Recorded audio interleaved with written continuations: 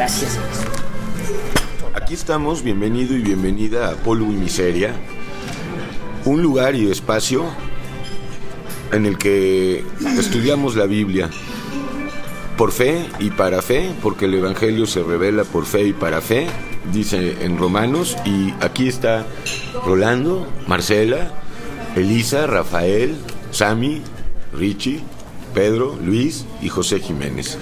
Y vamos a estudiar 3 capítulos, pero independientemente, y en Marcos. Entonces vamos primero a Marcos 8, por favor. Y pues en el nombre de Jesús, que nos revele hoy lo que no pudimos ver cuando lo leímos, porque si por algo pasó es para esto, Vamos a ver entonces cómo aquí Yeshua multiplicó el pan grandemente.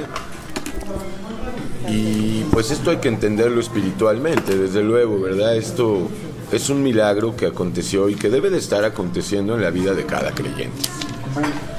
Porque pues es justamente, ¿verdad?, nuestro trabajo, ser sembradores, dar de comer, dar la palabra. Y vamos a ver entonces esto. En aquellos días, como había una gran multitud y no tenían qué comer, Jesús llamó a sus discípulos y les dijo, y no tener que comer es no tener, así es, el alimento espiritual, no lo conocían. Tengo compasión de la gente, porque ya hace 3 días que están conmigo y no tienen que comer. ¿Cómo era posible que después de 3 días no tenían que comer si Cristo les daba de comer desde un principio? O sea, evidentemente no entendían que no solo de pan vivirá el hombre. Y esto es lo que Cristo también quiere demostrarnos, no solamente porque la comida es un gran ídolo y causa estragos en el estómago, y pues también en 4º o 5º punto no nos interesa mucho en la estética de la persona, de hecho no nos interesa, pero también en la salud física, que pues tampoco nos interesa mucho, no, porque se convierte en un ídolo y por encima de la salud física está Dios, está Cristo. Y pues esta afirmación de tengo compasión de la gente pues es propia de Dios, porque solamente Dios es el ser compasivo por excelencia, y no cabe entre nosotros decir pues tengo compasión de ti, ¿verdad? Tengo misericordia de ti. Bueno, pues no. ¿Quiénes somos para tener? Dios nos mueve a misericordia, sí, pero es su misericordia, nos mueve a compasión, pero son frutos de su Espíritu Santo, son atributos de Él, y pues todo siempre debe de estar en ese punto de darle la gloria a Dios, porque es lo más difícil, darle la gloria a Dios, es lo más difícil.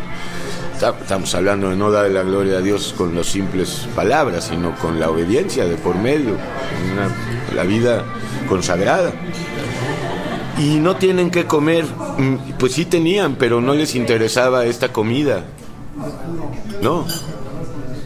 Este maná, dijo Israel, la mayoría de ellos, ya no lo aguantamos, estamos fastidiados de este pan. Y bueno, pues esta es la palabra, ¿verdad? Que pues si no estamos avivando, aunque nosotros no podemos avivar nada, pero si no permitimos que el Señor avive el fuego que hay dentro de nosotros, pues se puede apagar ese pábilo, aunque dice que no se apagará, pues si nos obstinamos en que se apague, se apaga. O sea, y si los enviara en ayunas a sus casas se desmayarán, y en el camino pues algunos de ellos han venido de lejos.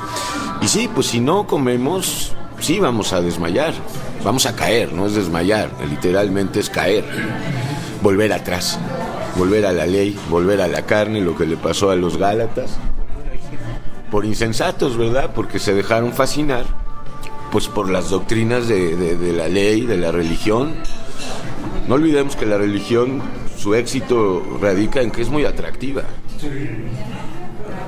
sus doctrinas y todo lo que implica. Cuando no te das cuenta, bueno, pues tengo una iglesia, tengo hermanos, tengo hermanas, y es sumamente engañoso, y hay Dios. Ok, entonces no hay que estar en ayunas en ese sentido, sino ser glotones de la palabra. Ahí sí, vuélcate, glotón, vuélcate comedor compulsivo, y ahí sí no hay pecado de exceso en estar comiendo palabra. Tener gula de la palabra. Así es, pero pues toda la palabra debe de ser llevada a la práctica, si no, no sirve. No es la teoría de Cristo, ni los teoremas de Cristo, ni las teorías de Cristo. Es teoría y práctica, aunque no es teoría propiamente hablando. Una teoría es algo que no está comprobado, básicamente. Está comprobado que Dios es amor, porque lo atestiguan millones de seres humanos en la tierra que viven en ese amor. Bueno, ok, y algunos han venido de lejos. Sus discípulos le respondieron: ¿de dónde podrá alguien saciar de pan a estos aquí en el desierto? Entonces vemos la miopía espiritual, no entendían que no solo de pan, que hay que empezar a alimentarnos. Y también lo que ellos no entendían, que nos corresponde a nosotros dar este pan, porque para eso nos lo dan. Y si hay algo que multiplicar más que los talentos y los dones, pues es la palabra de Dios. De hecho, los talentos y los dones que Dios nos da son medios que Dios nos da para que la palabra sea pues con palabras sazonada, ¿verdad? Y entendible también. Entendible, porque pues dice Pablo, si alguien entra a la congregación o si estás predicando y tu palabra es ilegible, estás como hablando, ¿verdad?, a otro idioma. Entonces, pues es eso, ¿no? Cuidarnos de que no seamos, queramos pues impresionar a los demás, nada más, con versículos, nada más para mostrar, clichés religiosos, así es. Entonces, esto del desierto abarca todo el mundo, ¿verdad? Todo este mundo es un desierto. Y en el desierto hay que hablar, porque es donde están los muertos. Ok, entonces hay que hablar para que vayan al oasis que hay en este desierto, que es la iglesia, porque es donde está el Espíritu Santo. Ese es el lugar de Elim, de muchas aguas, es Yotbatá. Todos estos lugares santos que encontraron los israelitas, pues son representativos del Espíritu Santo, ¿verdad? Así es, los que quedaron cerrados, ¿verdad? O que quiere cerrar el diablo. Okay.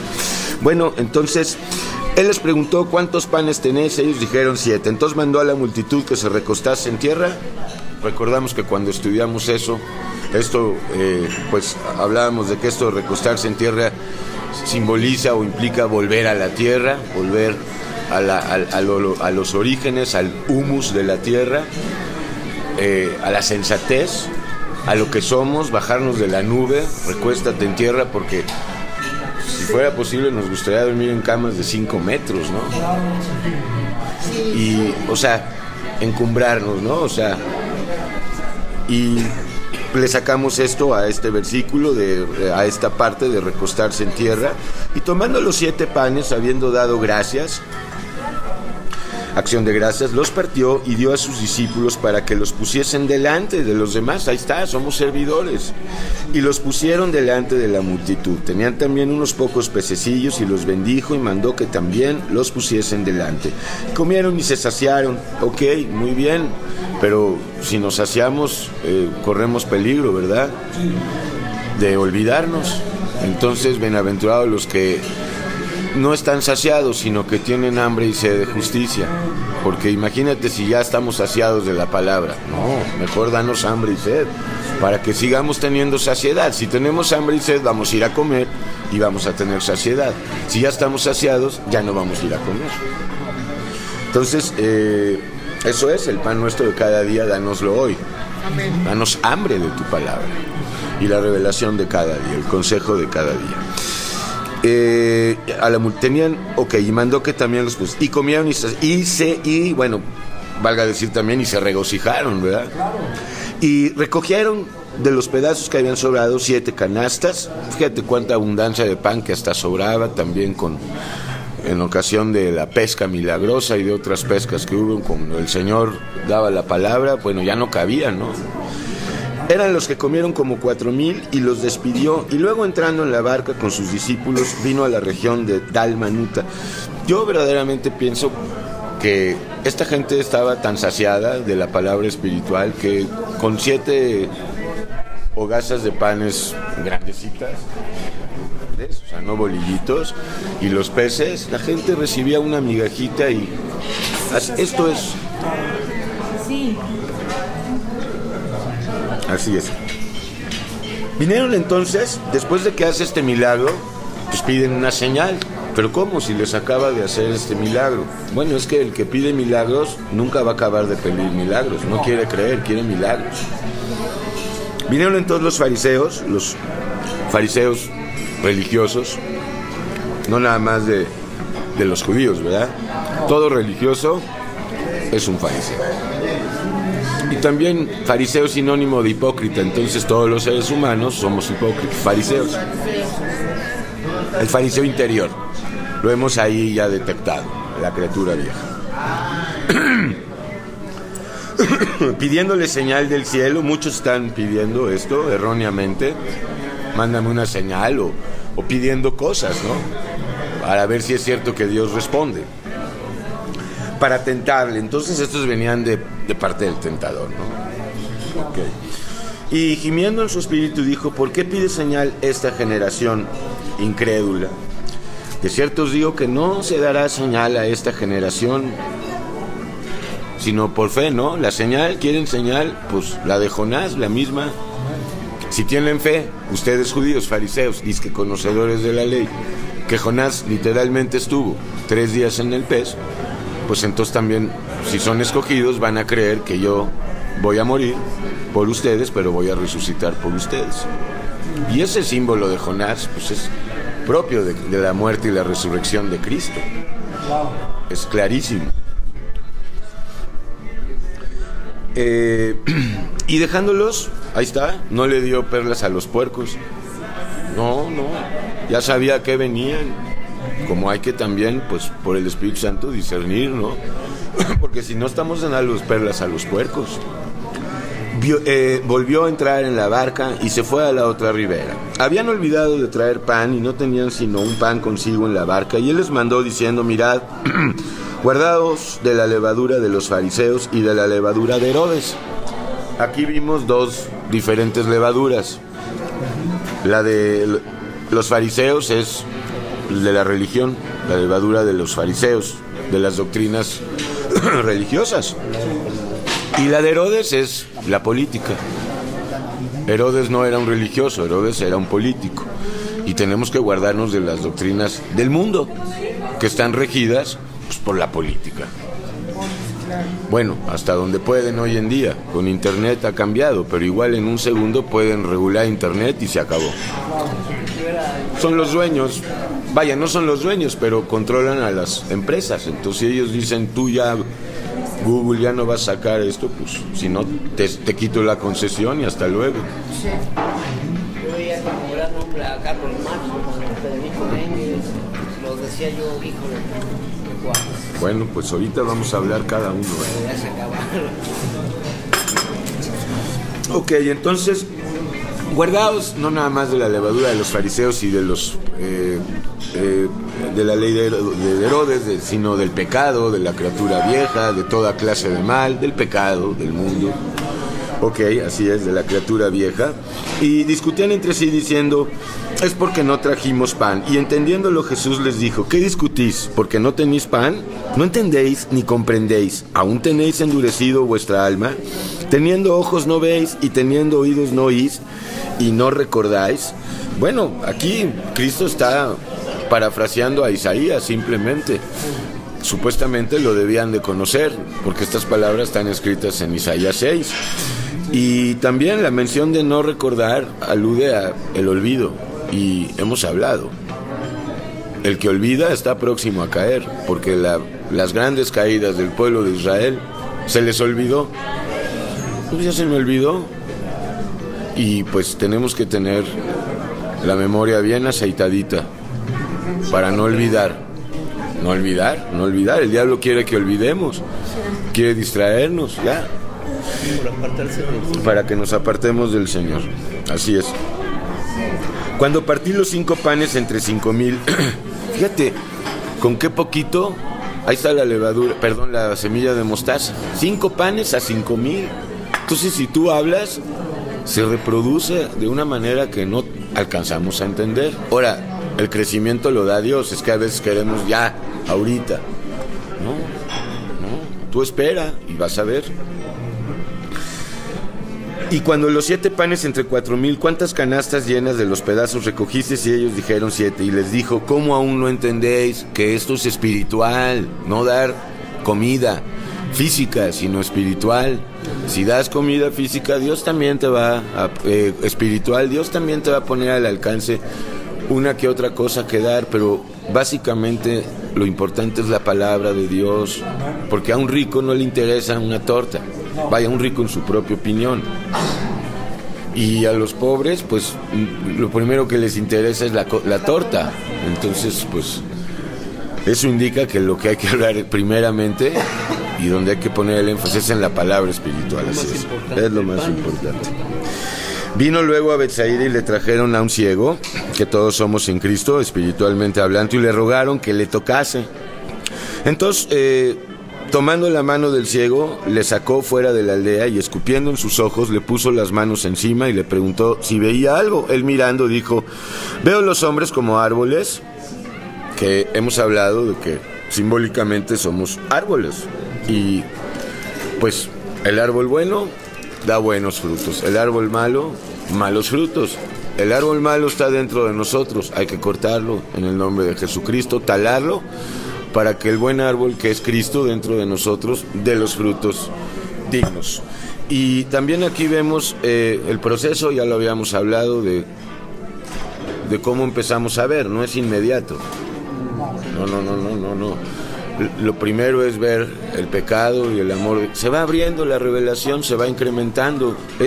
Veía a los humanos como arbolitos, pero los veo que andan, que caminan. Luego le puso otra vez las manos sobre los ojos y le hizo que mirase y fue restablecido ya completamente. Vio de lejos y claramente a todos. Bueno, más que ver claramente a todos, claramente hay que entender la doctrina, porque no es difícil la doctrina, es bastante sencilla. No se requiere inteligencia, en lo más mínimo. De hecho, estorba.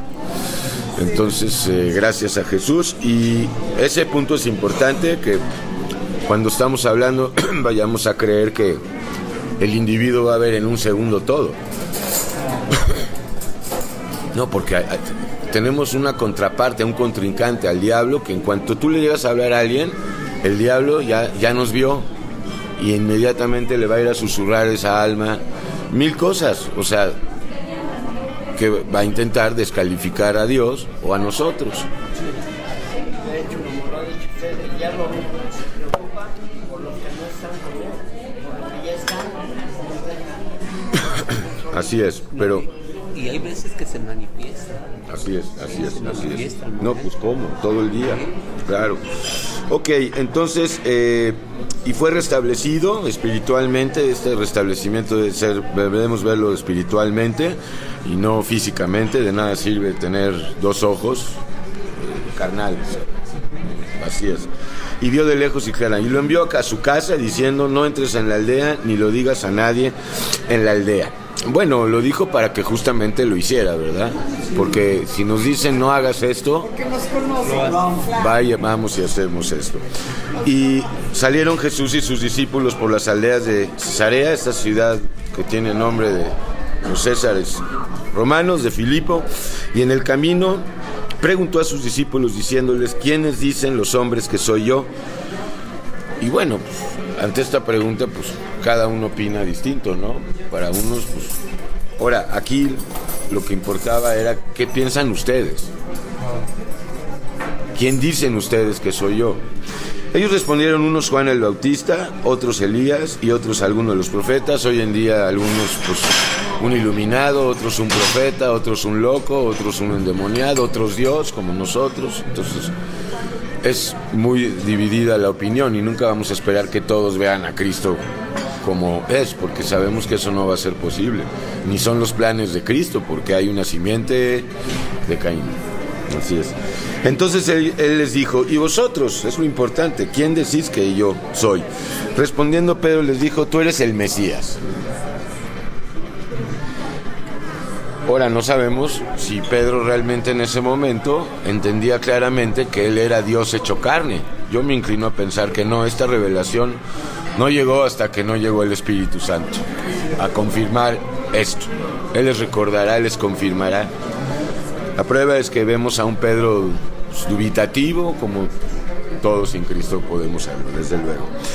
Y para afirmar, Pedro era un buenazo, ¿verdad? No, tú eres el Cristo, yo contigo hasta la muerte, ¿me entiendes? Pero para sostenerse no era tan bueno.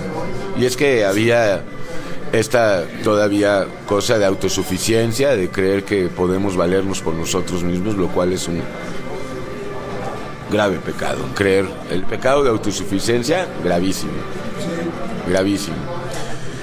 Pero él les mandó que no dijesen esto de él a ninguno, ya lo habrían de decir cuando fuera glorificado Cristo y derramado en espíritu, y comenzó a enseñarles que le era necesario. Esto era lo que era más importante para Cristo en este momento, que entendieran ellos, que se iba, que tenía que ser la propiciación, y pues los estaba preparando también para ese momento, preparando para despedirse de ellos físicamente. No, pues imagínate, pues sí, queremos al Cristo físico, pero permíteme, ahora es espíritu. Si alguno conocimos en la carne ya un Cristo, ya no. Ahorita guarda esa para que la digas. Que era necesario padecer mucho, ok, y añadimos, la cabeza padece, también el cuerpo. El cuerpo, los miembros, entonces tú y yo también, gracias a Jesús, el privilegio de padecer por la causa eterna, la causa de Cristo. Pues sí, ¿verdad? Y ser desechado por los ancianos, igual que la iglesia tiene que ser desechada, vituperada por el mundo, por los principales sacerdotes y por los escribas, y ser muerto y resucitar después de 3 días, vencer a la muerte. Esto les decía claramente. Entonces Pedro le tomó aparte y comenzó a reconvenirle, a darle consejos, a regañarlo, a llamarle la atención. Óyeme, Cristo, no hagas esto, así es, ser racional, esto sobrepasa, esto ya no es racional, es ilógico lo que dices. Si el pueblo nos está aceptando, no entendía nada, Pedrito, como tú y yo. Pero él, volviéndose y mirando a los discípulos, reprendió a Pedro diciendo que hemos hablado que esta palabra es muy fuerte, y por eso decimos que Pedro, sin ser un cainita, tipifica a la iglesia falsa y Juan a la verdadera. Y eso se ve muy claramente en Juan 21, lo hemos hablado. ¿Por qué nombra a Satanás? Pero ¿y por qué la iglesia apóstata, o la cabeza de la iglesia apóstata, dice que su primer papa fue Pedro y que estuvo en Roma? Qué raro, ¿no? Qué raro. Ahora, yo no estoy diciendo con eso que Pedro sea un cainita. No. El diablo se vale de lo que puede y de lo que quiera para trastornar, ok. Además el diablo habla pura mentira, porque el mundo, el pueblo... Así es, quítate de delante de mí, Satanás. Entonces, ahí está, Dios reprende a Satanás, como nosotros hoy tenemos que estarlo reprendiendo cuando es necesario, que es a todo momento. Bueno, la idea de Dios es que con la mente echemos fuera demonios y no estemos todo el día fuera de aquí en el nombre de Jesús, fuera de esto, ya. A veces sí es necesario cuando hay que hacer exorcismos, o sea, oraciones, así, pero en realidad esto tiene que ser un trabajo mental. Y sí, hay ocasiones donde a veces puede hacer mucho ruido, pues le avientas un gritito, ¿no? Y alárgate en el nombre de Jesús y déjame. Y sí se va, ¿verdad? Sí, yo lo hago, claro, y sí, claro. Pero si hacemos eso de entrada con alguien que es nófito de la palabra, se va a escandalizar. Entonces no debemos escandalizar por eso. Ya cuando esté más adentrado en la palabra, se le va explicando. Al principio vemos todo como arbolitos que se mueven. Así es. Quítate delante de mí, Satanás, porque no pones, esto es sublime, la mira en las cosas de Dios sino en las de los hombres. Y bueno, se conecta con Colosenses 3:1, ¿verdad? Ya ves, pues resucitado, buscar las cosas de arriba, no las de abajo. Cristo también, desde muy temprana edad la mira en las cosas del Padre. Cuando se quedó ahí, pues dice que se perdió, pero pues eso es una mentira, no se perdió. Así es. Se les perdió a María y a José Jesús, pero Jesús no se perdió, él sabía dónde estaba. Así es. La respuesta que nos da. La respuesta es contundente. Tengo que estar en los negocios de mi Padre, y esto va para nosotros. Poner la mira en las cosas de Dios, no en las nuestras. Ya ni siquiera en la de los hombres, en las nuestras, porque los hombres nos tienen sin cuidado. Es otra vez nuestra voluntad. Entonces el yo, ahora sí que como dice Buda, tiene que morir, pero no como dice Buda, porque es un embustero. Seguimos sus enseñanzas y no muere ese yo. Sigue ese yo porque sigue un yo orgulloso. Uy, mucho más engrandecido. Cada vez que... No, pues ya renuncié al cigarro, al café. Ya renuncié al sexo, que era una de las cosas que más trabajábamos, ¿no? Pero ahora nos sentíamos célibes y santos y castos y puros. Simplemente, hermano, decir, ya renuncié. Ya es soberbia, ya es soberbia. Porque es Cristo quien da este poder, entonces de manera... Y esto es más aberrante para mi padre. Sí, que andar de ninfómano, así es. Bueno, ninfomanía es para mujeres. Pero sí, es peor una mentirosa que una ninfómana. Completamente. Completo. Así es.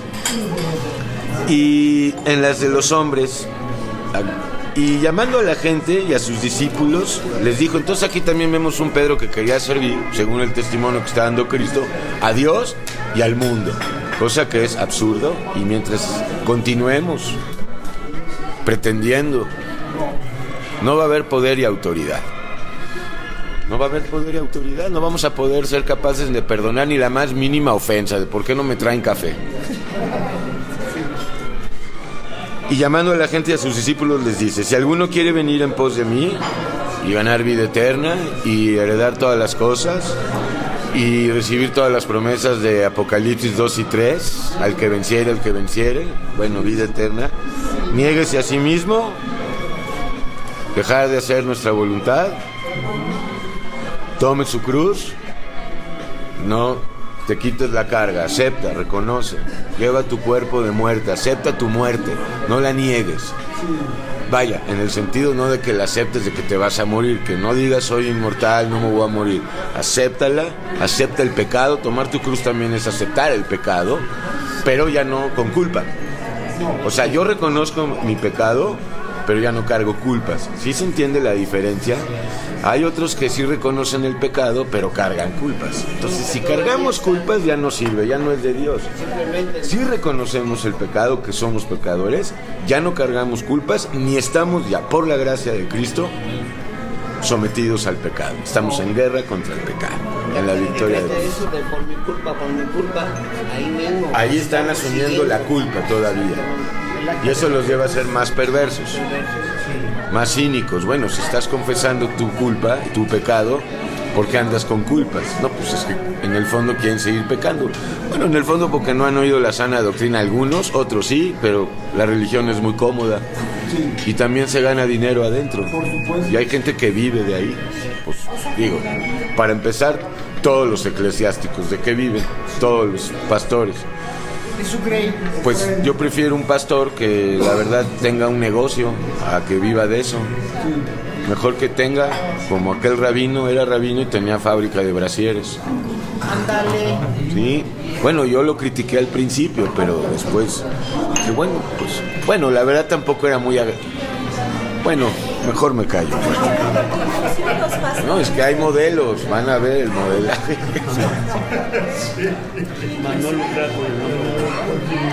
Inclusive los pastores, como dicen que son levitas, o sea, acomodan todo.